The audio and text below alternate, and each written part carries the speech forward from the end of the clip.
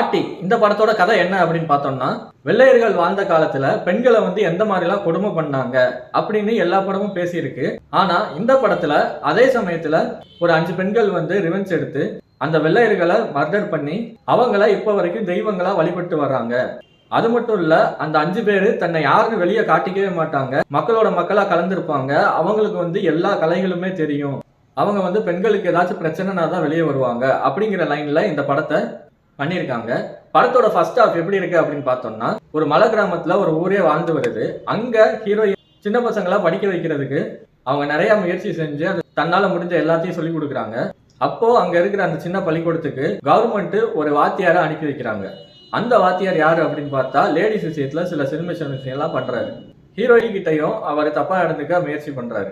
அவர் வந்து திடீர்னு பார்த்தா இறந்து போய் கிடக்காரு. அந்த ஊர்ல போலீஸ் ஸ்டேஷன் இருந்தும் இல்லாம ஒரு கேஸ் கூட வராது.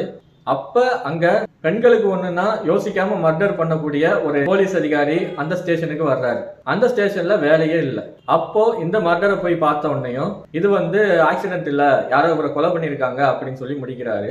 அதோட படம் வந்து இன்டர்வல் விடுறாங்க. படத்தோட செகண்ட் ஹாஃப் எப்படி இருக்கு அப்படின்னு பார்த்தோம்னா, படம் இப்படிதான் போக போகுது அப்படின்னு நம்ம நினைச்சிருப்போம். ஆனா அதே மாதிரி தான் செகண்ட் ஹாஃப்க்கு அப்புறம் போகுது. ஆனா நம்ம எதிர்பார்த்ததை விட நிறைய திருப்பங்கள், நிறைய ட்விஸ்டான விஷயங்கள் எல்லாம் செகண்ட் ஹாஃப்ல சொல்லிட்டே வர்றாங்க.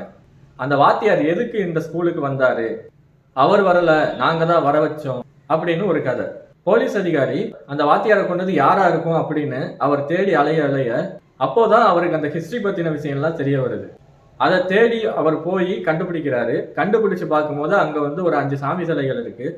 அப்போ அந்த போலீஸ் அதிகாரி என்ன பண்ணாரு, அந்த 5 பேர்த்தையும் பிடிச்சாரா, அந்த கேஸை என்ன பண்ணாரு அப்படிங்கிறது எல்லாமே நீங்க படத்தை பார்த்து தெரிஞ்சுக்கணும். அது மட்டும் இல்லாம ஆட்டி பார்ட் 2க்கு உண்டான லீடையும் கொடுத்துருக்காங்க.